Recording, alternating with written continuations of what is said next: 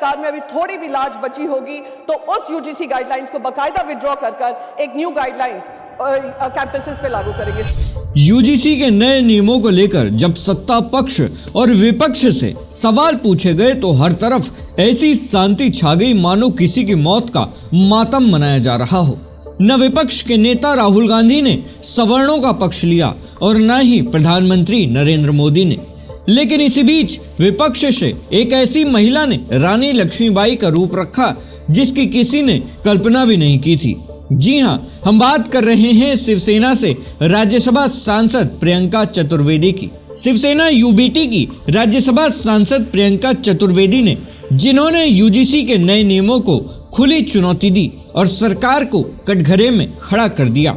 उन्होंने कहा कि कानून अगर बनाया जाता है तो वो सभी के लिए समान होना चाहिए। उन्होंने सवाल उठाया कि क्या इन नियमों में सभी वर्गों के छात्रों को बराबर सुरक्षा दी गई है या फिर ये व्यवस्था केवल एक वर्ग तक सीमित रह जाएगी।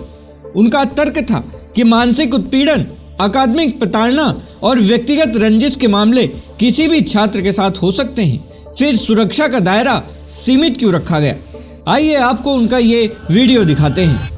और इसी से मैं ये सोचती हूँ कि हमारे इनकमिंग बच्चे जो इंटरनेशनल स्टूडेंट्स हैं क्यों नहीं आते हैं, और हमारी जो कैंपसेस हैं, कैंपसेस में ध्रुवीकरण करने के लिए जो यूजीसी गाइडलाइंस लाया गया था, सोशल जस्टिस की आड़ में राजनीति चल रही थी, केंद्र सरकार उस पर चुप्पी बांधे रही। और मैं माननीय सुप्रीम कोर्ट का धन्यवाद करूंगी कि उन्होंने जो गाइडलाइंस जहां पे आप ध्रुवीकरण कर रहे थे, कास्ट के अनुसार कर रहे थे, उसको खत्म करने का काम किया है। और अगर सरकार में अभी थोड़ी भी लाज बची होगी तो उस यूजीसी गाइडलाइंस को बाकायदा विड्रॉ कर एक न्यू गाइडलाइंस कैंपसेस पे लागू करेंगे। सर, इसी शब्दों के साथ मैं अपनी बात खत्म करती हूँ। Thank you so much. अपने इस भाषण के बाद प्रियंका चतुर्वेदी पहली ऐसी विपक्ष की नेता बन गई जिन्होंने यूजीसी एक्ट को सीधे सीधे वापस लेने की बात उठाई है।